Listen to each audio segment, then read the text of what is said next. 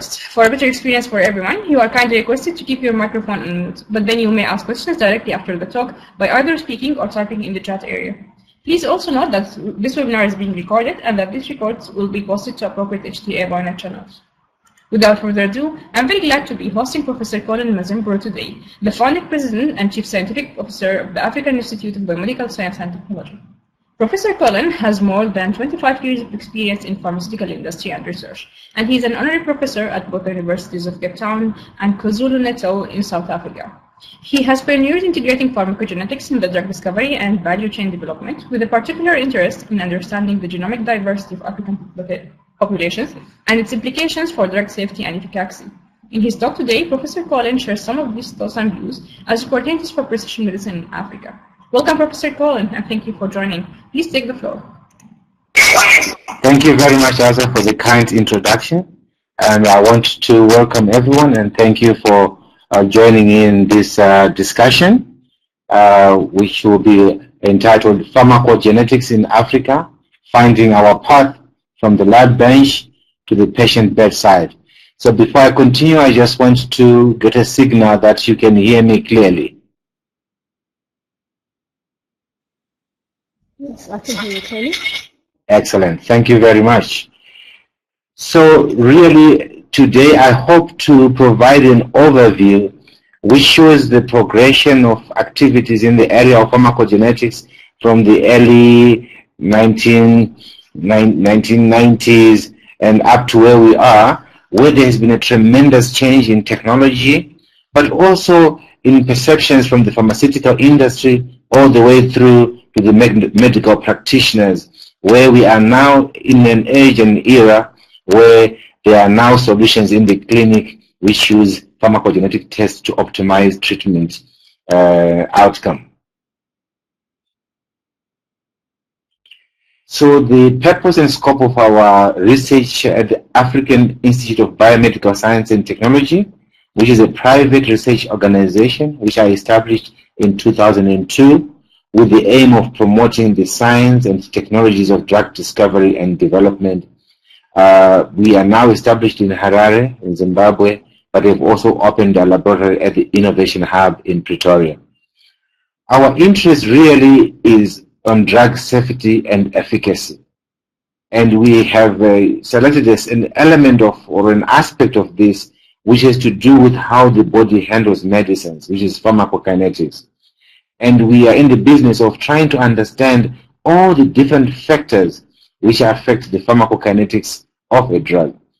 And of course, that is where the pharmacogenetics element comes in, where really drug absorption, distribution, metabolism, and elimination or excretion are important parameters of how the body handles a drug. And these indeed have a direct correlation with some safety parameters for some drugs and indeed efficacy. On the other side, we also try to look at affordability of medicines and how can knowledge of pharmacokinetics and pharmacogenetics help us to make more affordable and more user-friendly medicines. And indeed, recently we have also started to be very interested in phase 1 clinical trials, an area which has been not so well developed on the African continent, yet is essential when we are going to test new medicines on how they perform in our own populations. So this diagram here I like very much because it simplifies the whole understanding of pharmacogenetics or pharmacogenomics, because it simply highlights that on a day-to-day basis a doctor meets patients and they all come and present to him with a particular disease, and his diagnosis will be either HIV, asthma, hypertension. And the doctor is trained to say, what is the drug for hypertension? And he does this for all the patients who come. But the reality he or she encounters is such that some of the patients will really benefit from the drug and have no toxicity, and those are very happy. But unfortunately, in so many cases, there will be some patients who will have no benefit and they will only experience toxicity, and those patients are essentially being poisoned. And then another group, there are no benefit and there's no toxicity, So they're essentially just visiting the doctor at their own cost. And indeed, there will be patients where there is benefit plus toxicity, and these are most of the patients. And we are saying, is there a science or a knowledge which can help the doctor understand that you cannot generalize treatment? How can you identify people who will respond to the medicine? And if they respond to the medicine, how can you make sure you give them the appropriate amount of the drug? So really, this is the realm of pharmacogenetics or pharmacogenomics, as I will explain later, that these terms are more technology driven, but they speak to the same topic of how does genetic variability influence drug response with respect to efficacy and safety. So really, that's this diagram for me summarizes the whole story. So we are simply looking for tools or knowledge which can help the physician stratify these patients and give them the appropriate treatment. And indeed, as we look at the end stage where the patient and the doctor are interacting, we need to see that this whole issue has started way back in the drug discovery and development process, where we start to see that a number of drugs are failing throughout the discovery and development value chain. And we want to understand what are some of the contributors to this high attrition rates, because these attrition rates are the ones associated with the cost of drug discovery. So we notice that indeed, throughout phase 1, phase 2, phase 3, all the way through to registration for different disease areas, there are different rates of success and different rates of failure. And we would want to sort of hypothesize that some of these failures could be avoided by understanding some of the liabilities these compounds are carrying with respect to pharmacokinetics or indeed pharmacodynamics. And this figure here makes you feel that, when you go to the doctor, you go there with the belief that they'll find a solution with the current, arsenal of medicines on the market. But when you look at the different diseases, you will notice that the efficacy rate of medicines can be as low as 20%. But of course, it is very high in analgesics, where you have all these painkillers and so forth. But for other diseases, it's not given that the medicine the doctor is giving you is going to work. But of course, you always believe that the medicine is going to work. And the doctor is just doing the best they can with the available medicines. And we would want to be able to provide additional knowledge which can allow the doctor to understand who is unlikely to respond to my medicine. And then when I was just looking at the reports on adverse drug reactions through this WHO initiative called VIGIBAS, where countries report incidences of adverse drug reactions and they go into a database. This is a product of the pharmacovigilance programs which are run by every country. And African countries have recently started to really submit this information. What it tends to show us is that for people in Africa, they have very high incidences of adverse drug reactions to antiretroviral drugs. As the HIV pandemic just spread across the continent, initially where there was no treatment, but when treatments came, they have now clearly brought with them a new challenge of adverse drug reactions. If you look at this pie chart here, it shows you that almost 80% of the adverse drug reactions in Africa are attributed to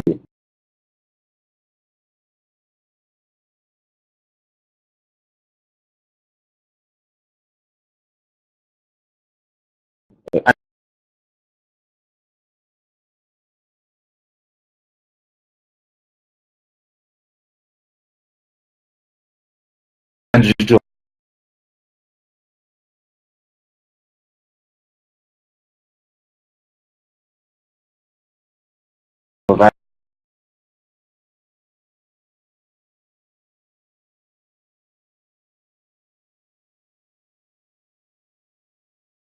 drugs.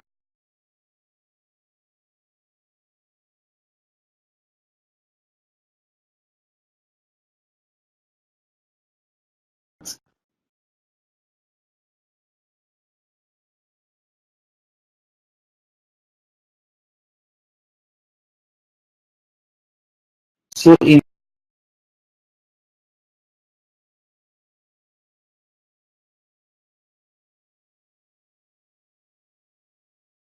indeed,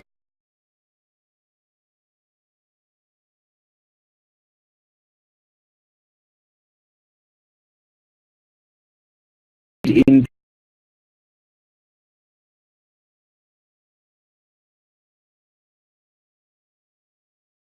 trying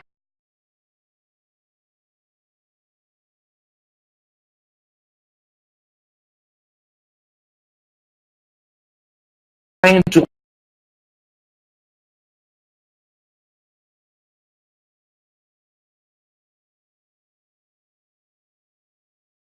address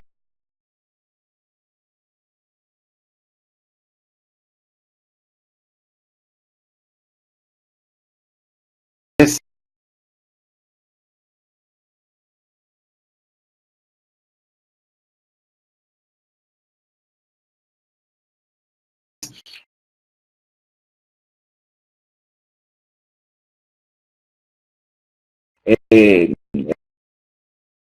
a health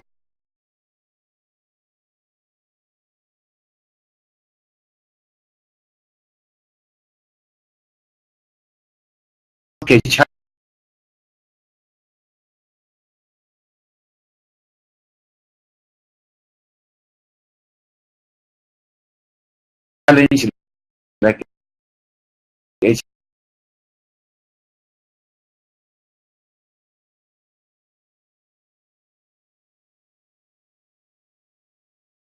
HIV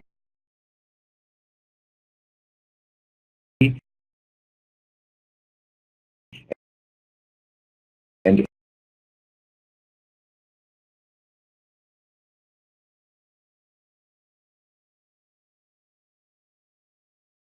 AIDS,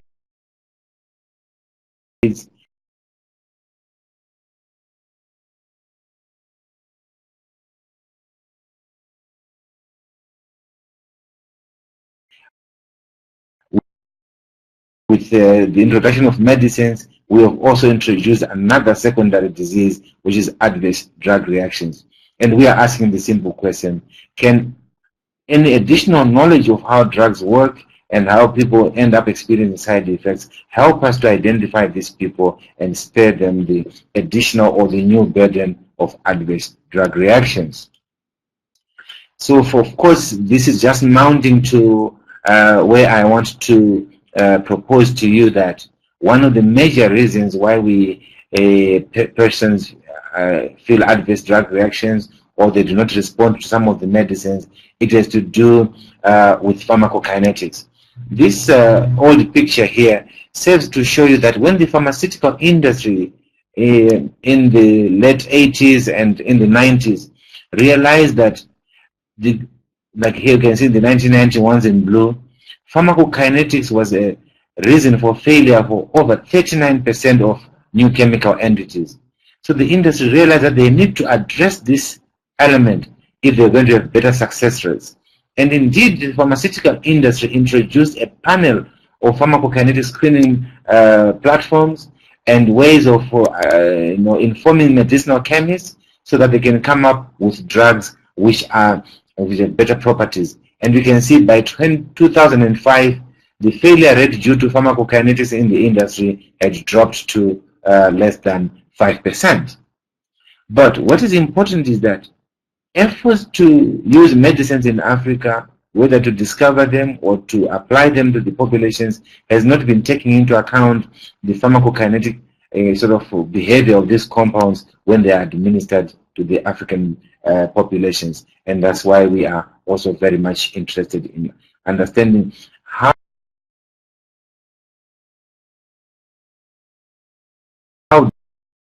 this picture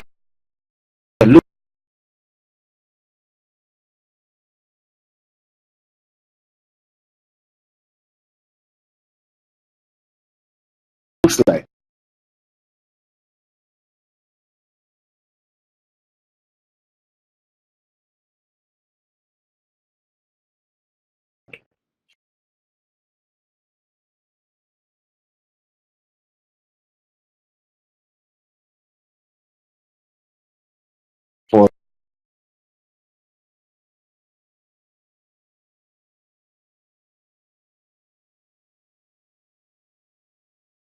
the people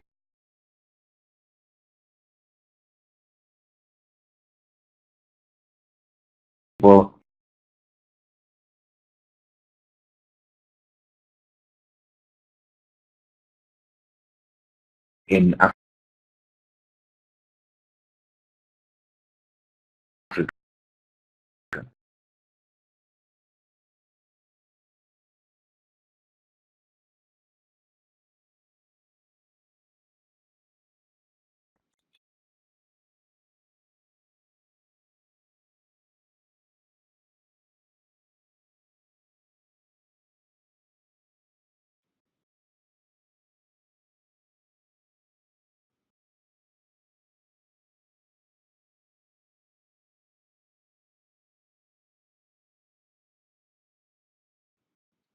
And this is just a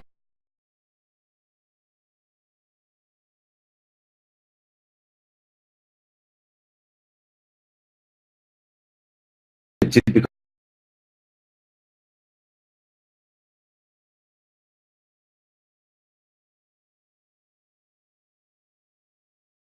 graph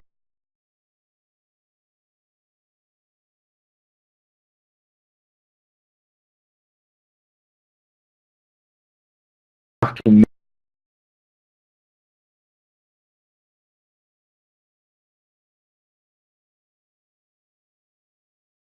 make you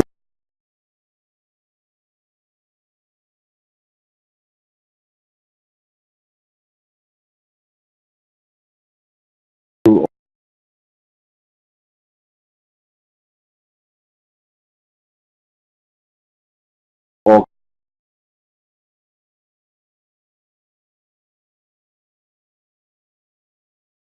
come to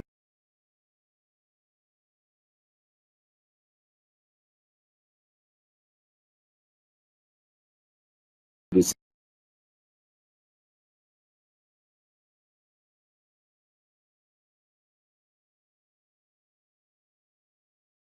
same sort of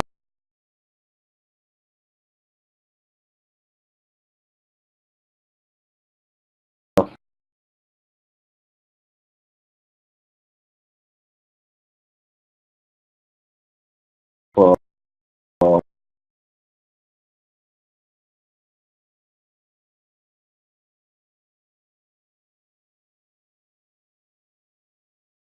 page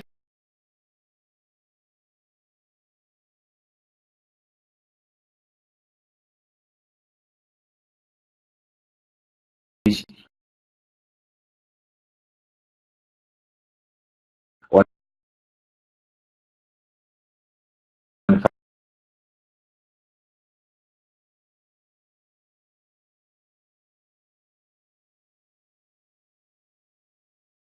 pharmacokinetics, which is the time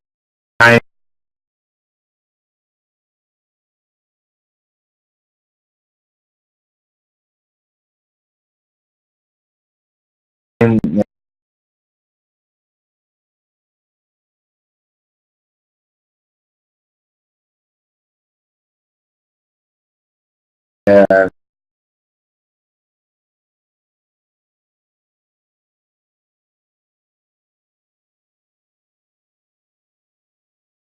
concentration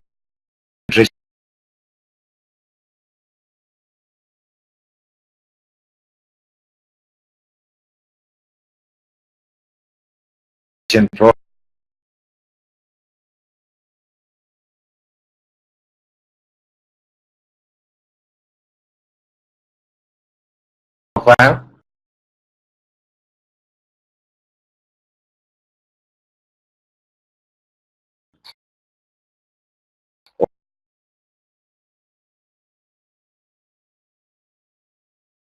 of a drug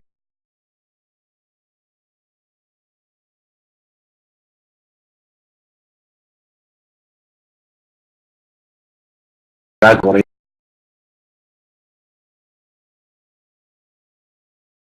is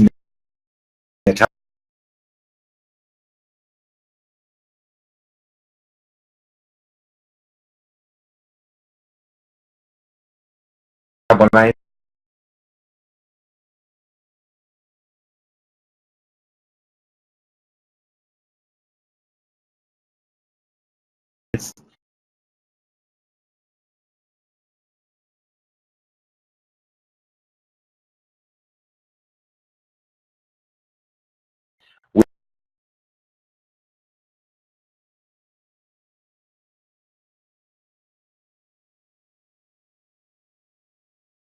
with the fact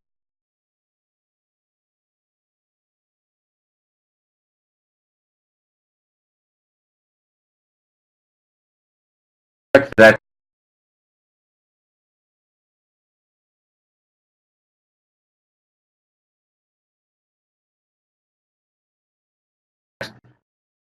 there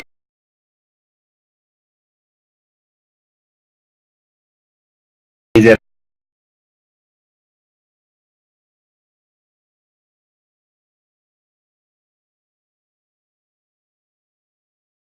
range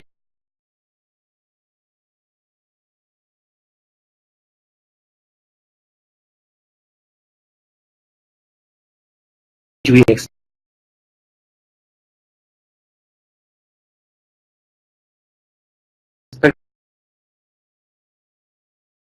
the drug to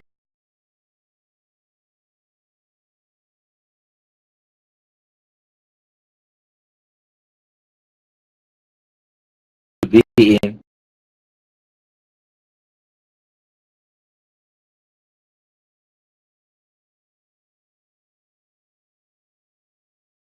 for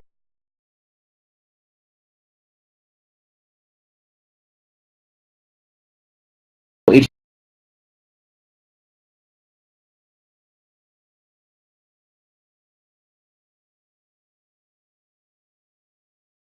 to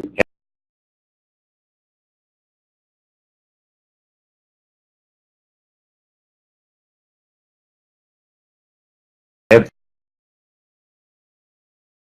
therapeutic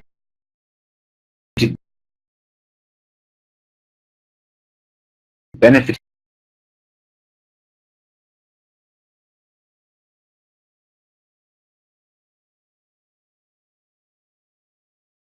to the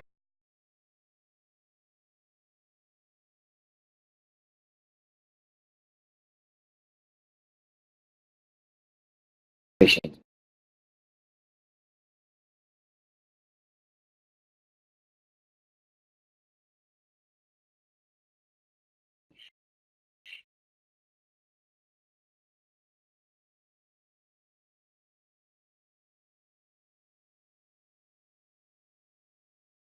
If you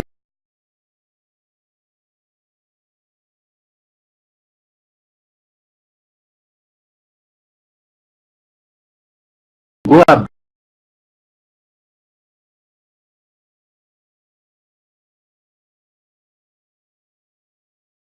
above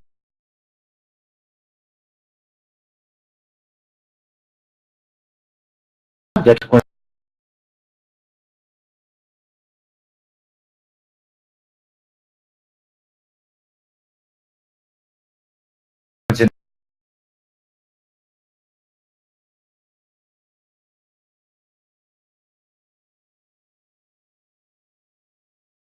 concentration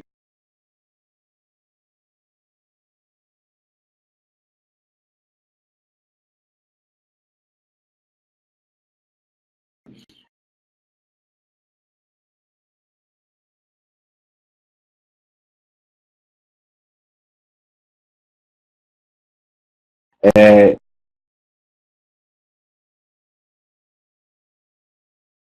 toxicity can result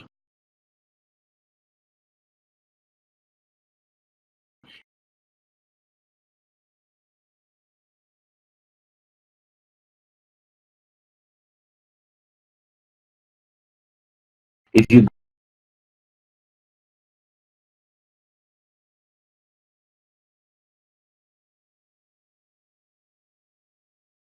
go below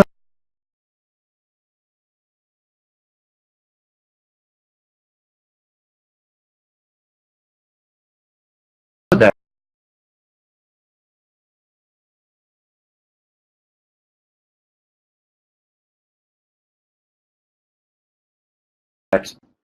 then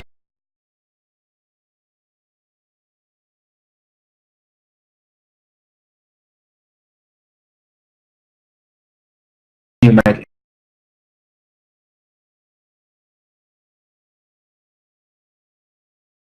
end up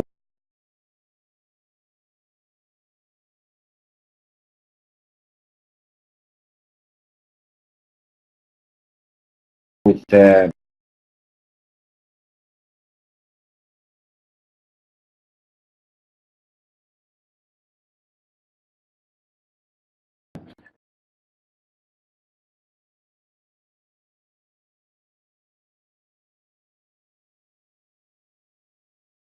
some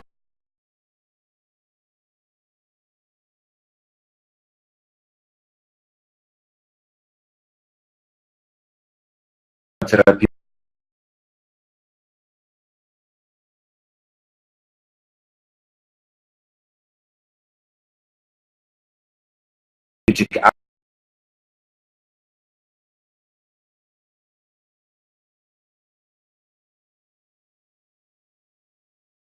outcome.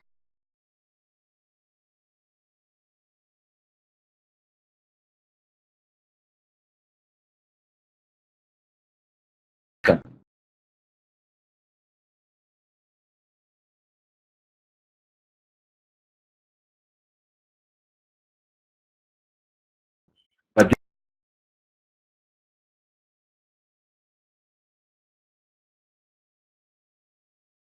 this can be a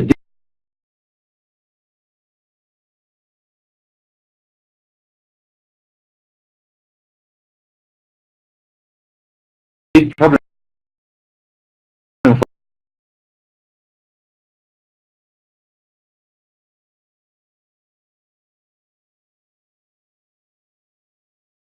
for infectious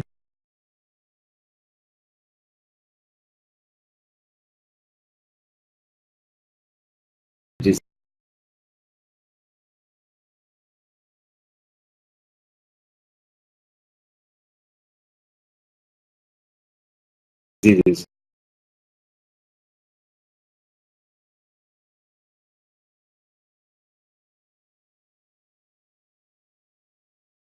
because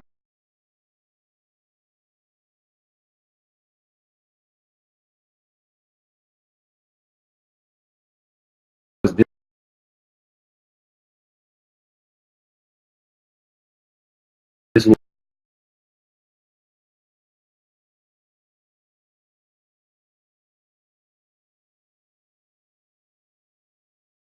then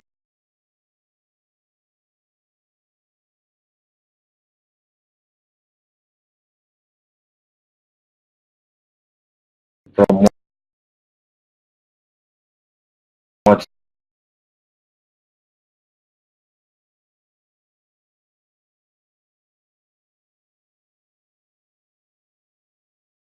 emergence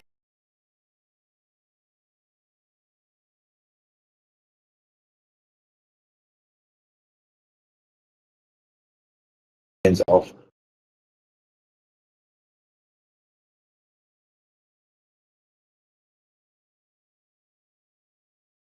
drug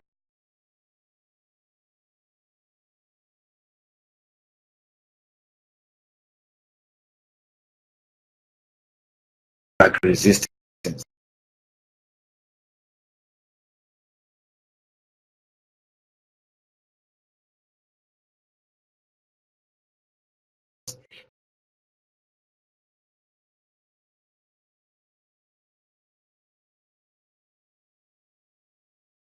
So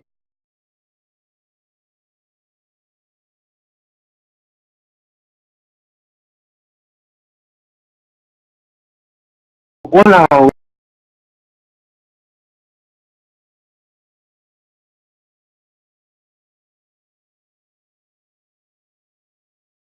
work is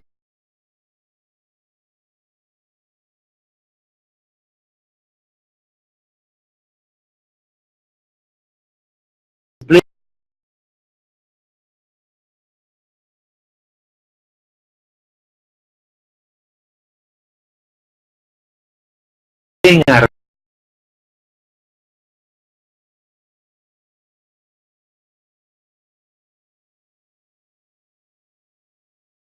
around this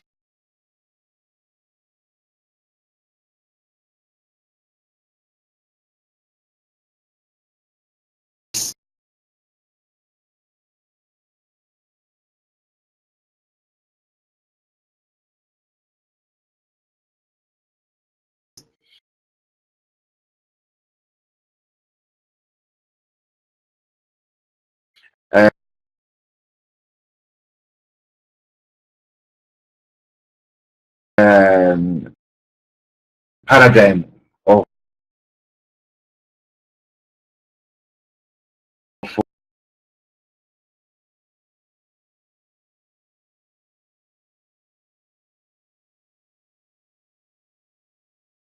for drug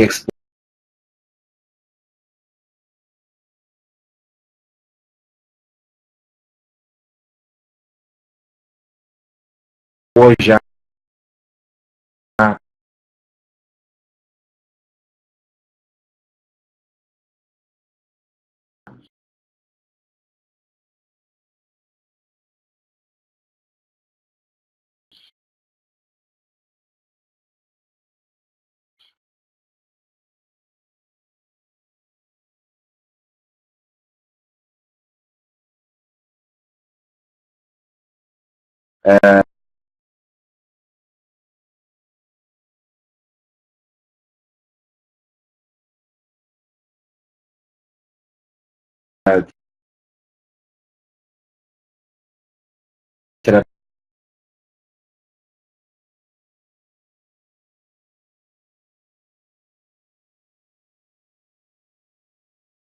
therapeutic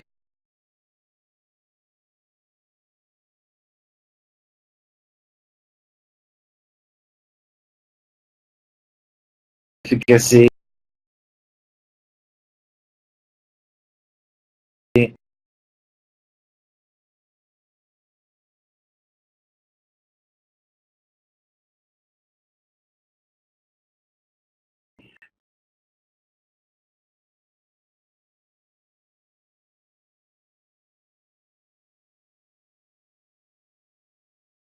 toxicity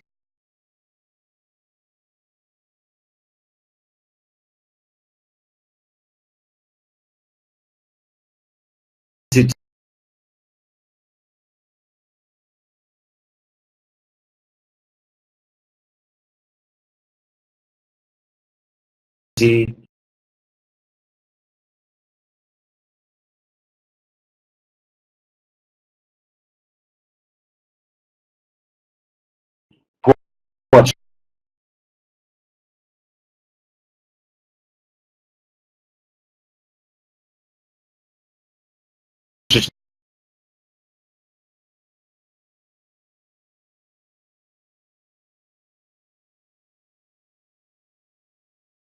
treatment outcome.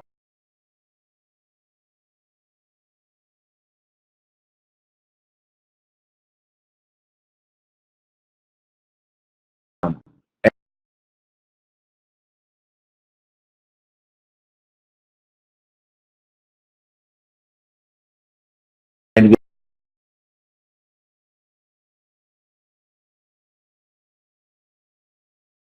we are simply asking,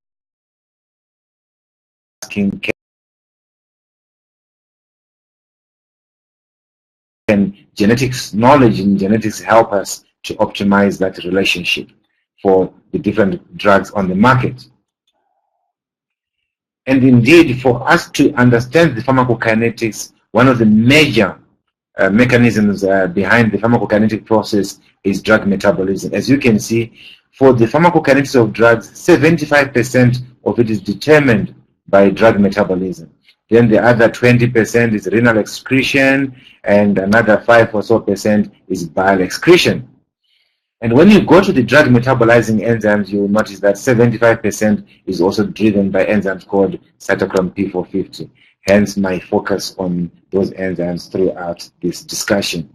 But what brings us to the pharmacogenetic story is that of these enzymes, most of them, as you will see here, they are polymorphic, which means that the genes which code for the production of these proteins exhibit genetic variation which is more than 1% frequency in populations. Hence, we call it a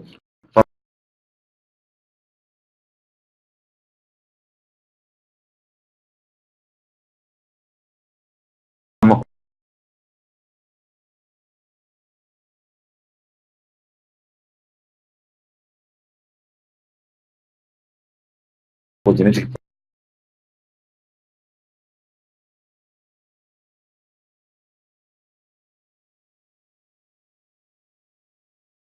polymorphism.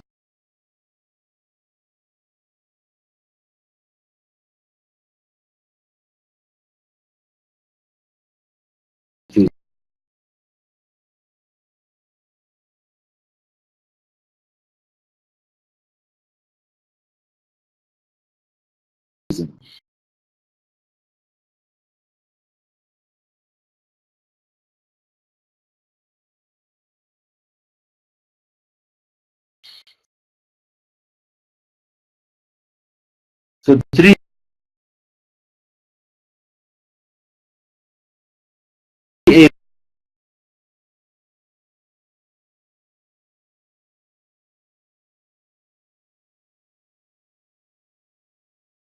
4,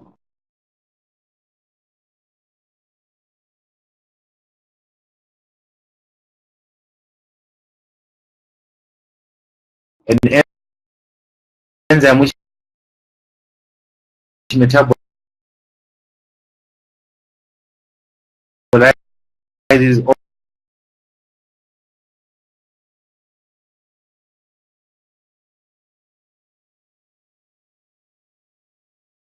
over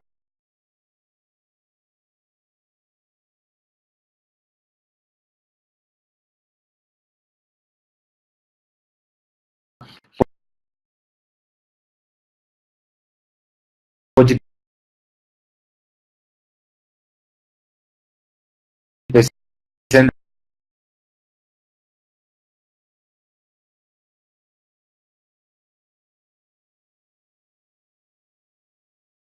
of the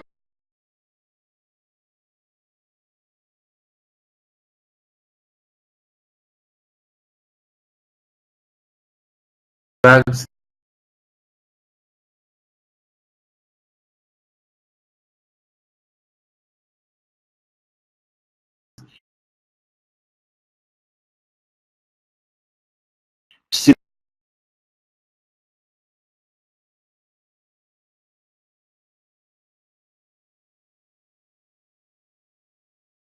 to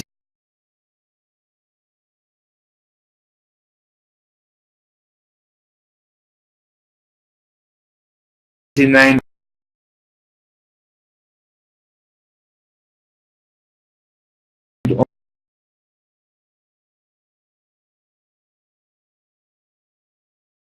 over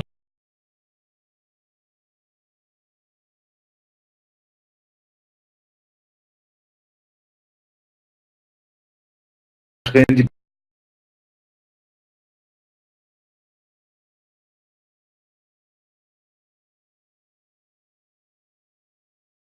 percent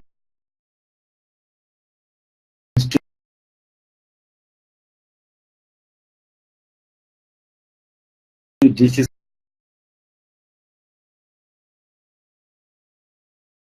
another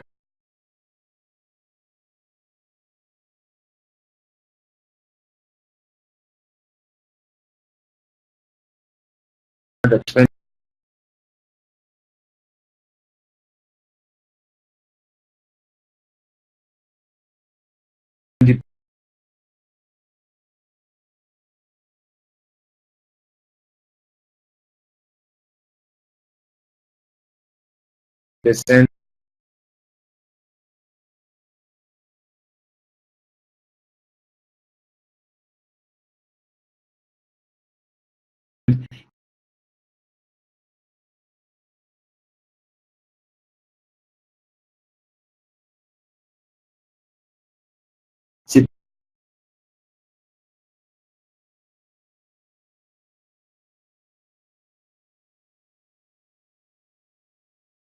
to see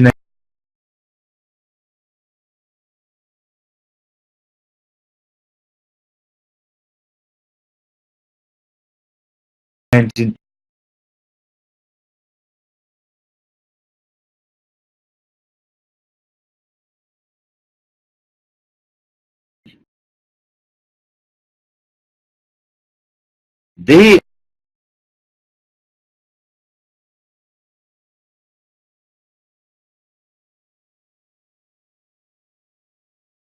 are all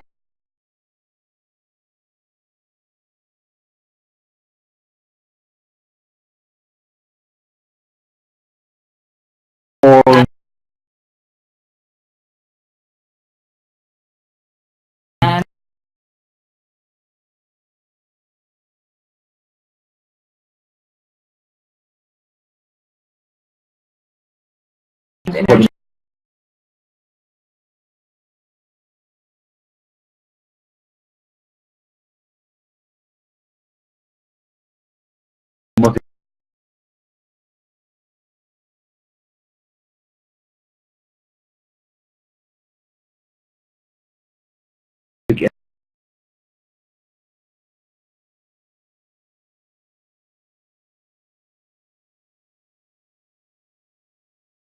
enzymes, which means that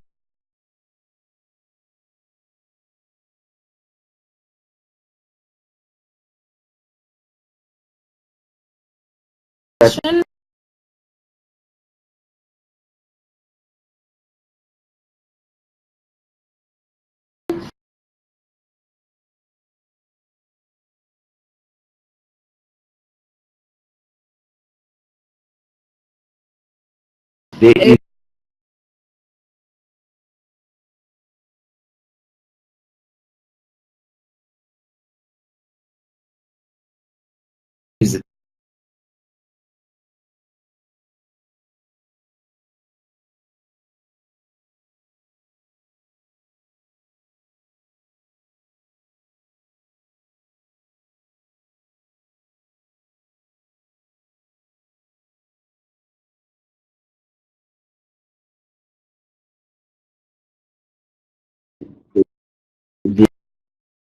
the variants which are known are still quite few in terms of which have been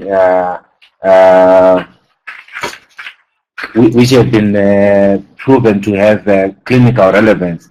So the question is, when we make the panel, are we going to make it for validated genetic variants, or do we just make the panel for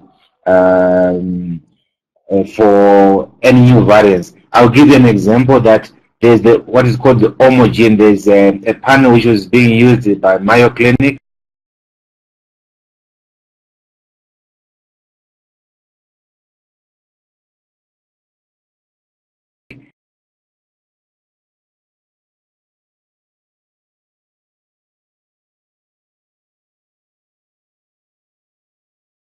In the clinic,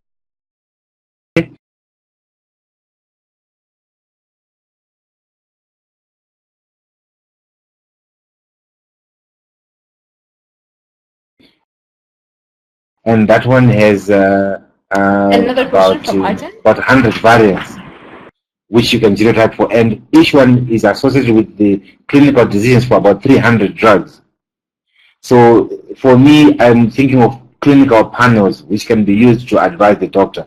So currently, if in Europe and America their panel is around 100 and gives information for around 300 medicines, that's the kind of thing I'm thinking about when we have validated some of the variants in Africans and link them to certain drug reactions. Then we have a clinical panel.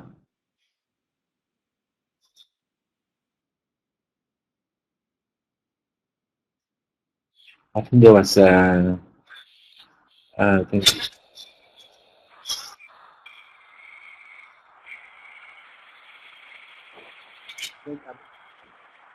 given that there is more variation within Africa, does that necessarily make the potential market?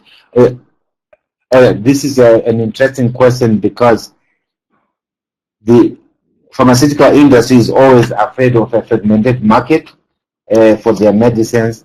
And the question is, if we are showing this diversity, does it translate to a difference in treatment in people in Kenya compared to people in Mali? So why? I think it means that we should be looking at the African markets rather than market and then when you also look at people of the Bantu kind of origins, they are all quite similar. So it might end up being the difference is not so great when you look at the overall genome. When you now look at only the pharmacogenes, it might be not as serious as the other, but indeed it continues to pose a challenge for the market, in particular when you are designing your clinical studies. Let's say, for example, you have a new chemical entity and you are doing your phase 1 studies, and if you decide to do them in Kenya, should you do them in the Maasai or should you do them in the Kikuyu if they end up giving you different results? So indeed it presents a challenge which we need to think around and see how best to go around it, because it is already a problem. You might know about a certain drug called Video, which was supposed to be good for African Americans only for addressing heart disease, and that drug never made it because it was labeled, a drug which works on African Americans. So there are those challenges which are probably I'm not qualified to address them from pharmacoeconomic.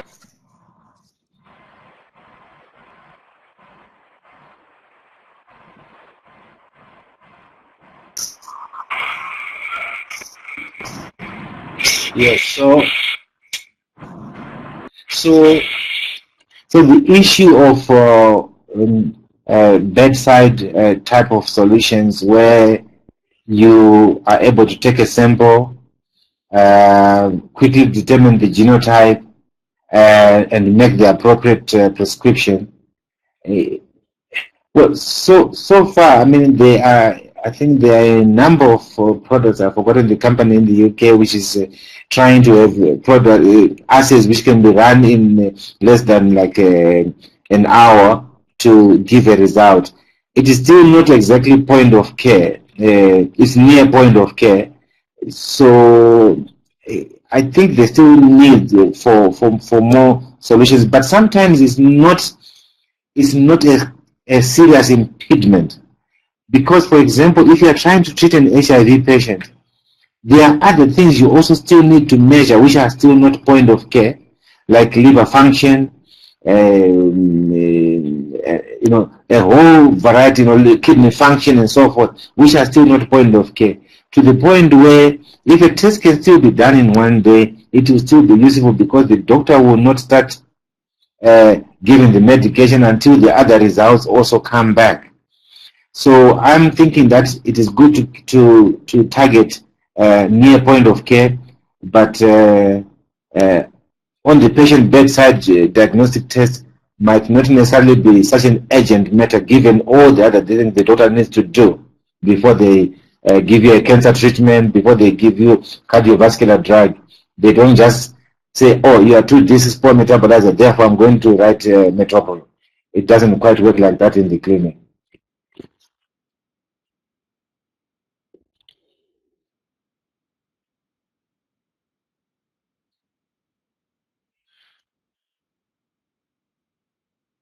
So with most technologies right now, I think within a day you can always give back a result, and I think that it is still it is quite sufficient.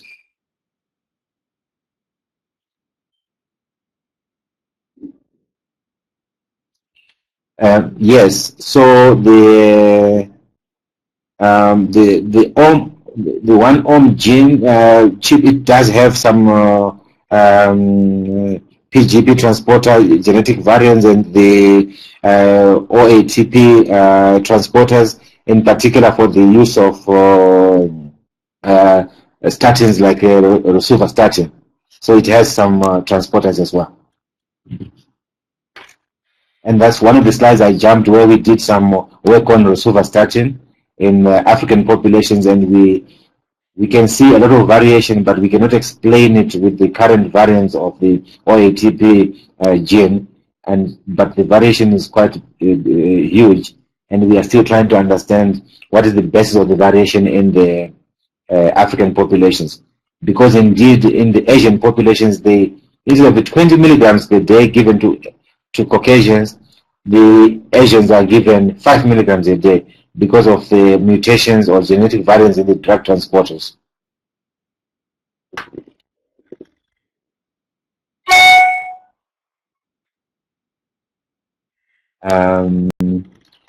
Compare the kinetic. You compare the kinetics between three populations, even the effects were not the same. Does this affect the comparison?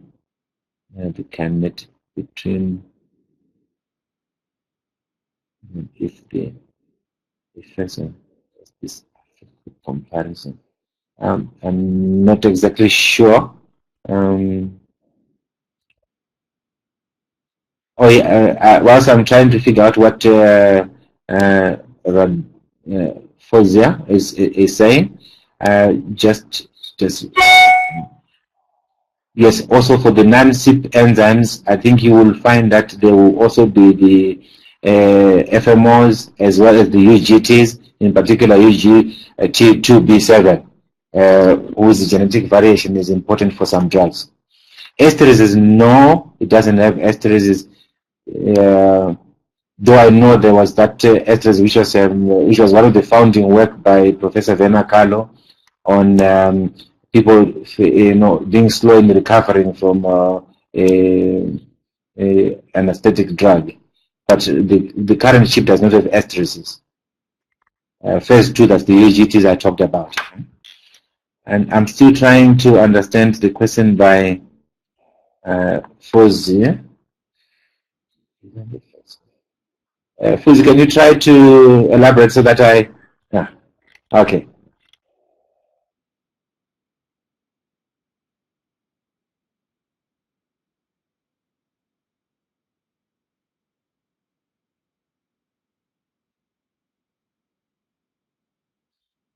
And on the, okay, it's still typing. So I can answer GSK that N-acetyl transferase is also there for the isoniazid and substrates of, well, at least there's clinical data to show that slow accelerators and rapid accelerators are different.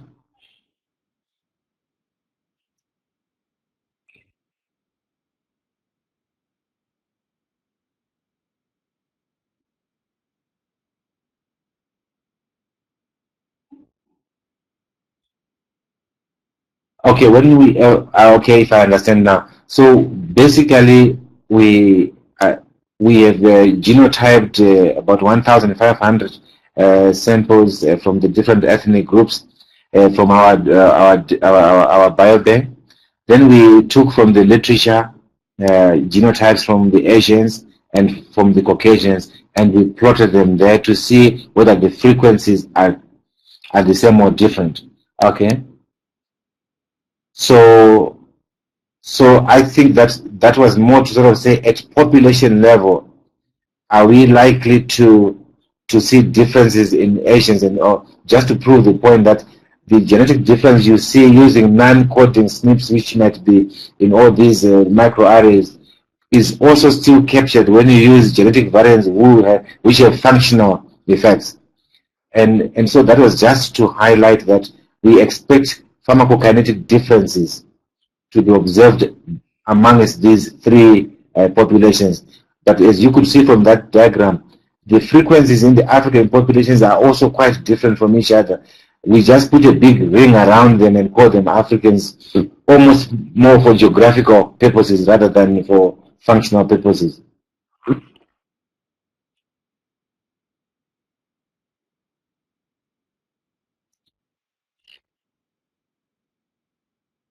If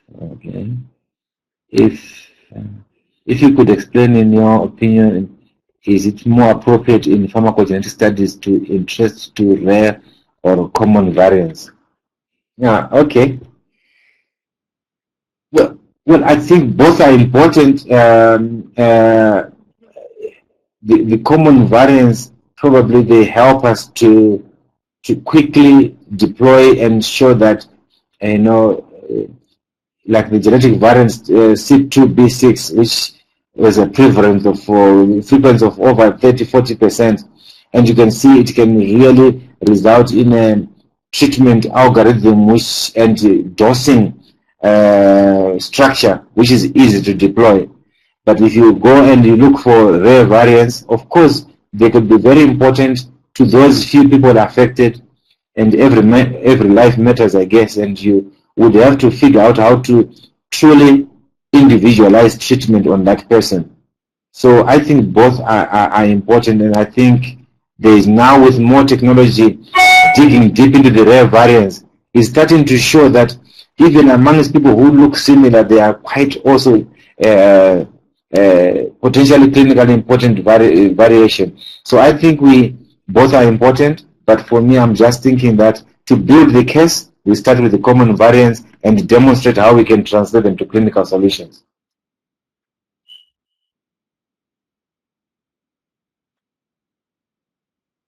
Yes, so thanks for asking about the capacity building at IBIS by IBIS across Africa. Like I indicated, that we organized the first course on pharmacogenetics in 2003, and we brought in some of the leading experts in pharmacogenetics, like Andrea Gedic, who is at I think who's in the States, and we brought in Professor Leif Bertilsson from Sweden. And we tried to now activate interest in Africa. And ever since, we have now trained about 10 PhD students from Nigeria, Kenya, South Africa, and of course Zimbabwe in the area. The challenge has been when they go back, there are no labs with like a molecular biology capacity, but we are hopeful that things will change as we move forward in the H3 Africa era. And recently, we were awarded a grant by EDCTP to start a master's program in genomic medicine or pharmacogenomics, starting in 2019. So we are now reaching out to all experts to see what kind of material they think should be included and they can contribute. So we'll certainly be coming to the bigger community of pharmacogenetics to assist us in deploying this master's program, which will then really make it available for people from West, East, and Southern Africa. So we are going to be taking 10 students per each intake.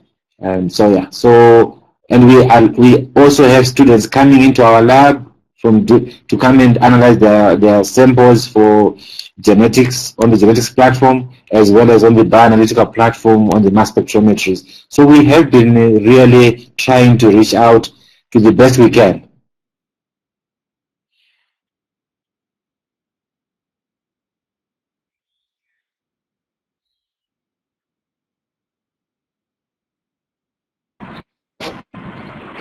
Probably one of the questions asked a bit earlier by Mamana. He's asking about the effect of gene environment and drug interactions in those studies, especially for the gene dose tests. Would you comment on that? Oh, sorry, Mamana. So basically, do you consider gene environment, gene drug? Of course, we are realizing that things are not as simple as sometimes we portray them when we now go to the clinic, because you will find that the genetic variant will have an effect on a gene which is also regulated by environmental factors like inhibitors or inducers. So the prediction from the genotype might not always be spot on. So, and a good example, of course, is the 2B6, where it is also an inducible enzyme.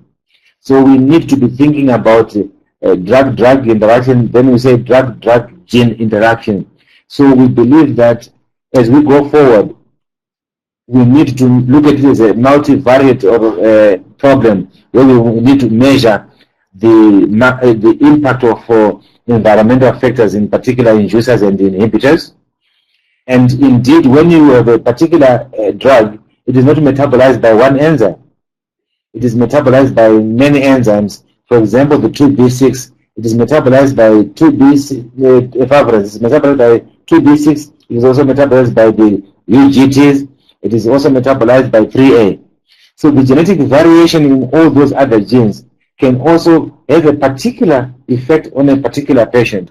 So the issue of only one genetic variant in a gene dose solution might not be the optimal.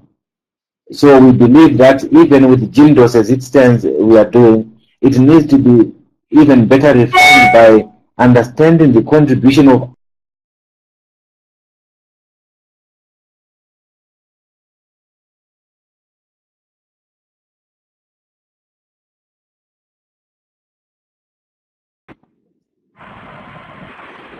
Hello, yes, Professor Colin?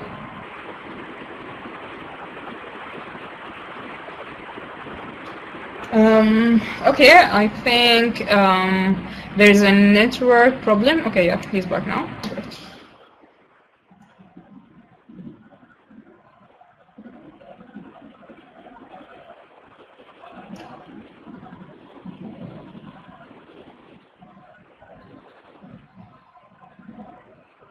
Okay, Professor Cullen, I'm not sure if it's me or people can also hear, but would you try to activate your microphone or impossible? mute and unmute it? Thank you. So can you hear me now? Yes, great. Can you hear me now? Yes. So I hope you have understood where I was trying to agree. I was agreeing with Mamana that this question really brings the issue that it's not going to be as simple as one genetic variant to predict a drug response. But that's why we just only take those which are very strong signal. But when you go to where the signal is distributed amongst other variables, the algorithms are going to be more complex.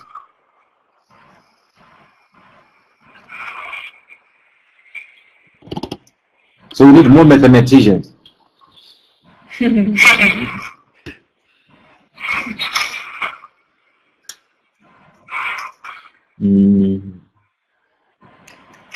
think anything that could cause variation.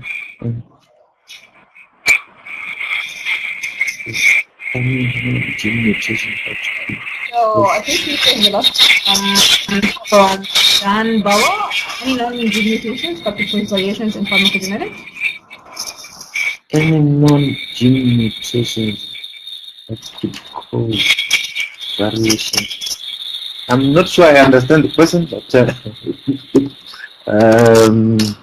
do you understand it to help me understand so that I don't answer?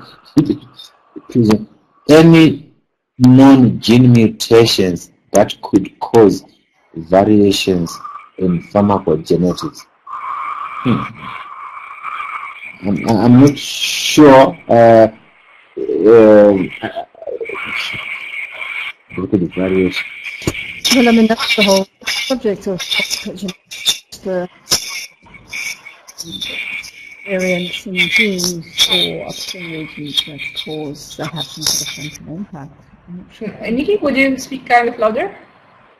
Yes, I'm not sure what the question's asking because it's, I mean, the pharmacogenetics is about variants in genes that cause a change in response to drugs. So yes, there definitely are some known, but I'm not sure what the question is, other than what Colin's already presented. Okay, so I think I don't see the person asking typing again. So I think we are also running out of time. So maybe it's a good time to wrap up. I will leave the Professor Collins' email here if someone would like to follow up after the presentation. And I'm left with, again, thank you, Professor Collins, for this great presentation, and also thanking everyone for your time to join us today. And we hope this has been fruitful and inspiring to you. We hope again to see you next month, under another presentation. And this is from us in the webinar scenes and the larger CYPs Consortium. Enjoy your days. Thank you.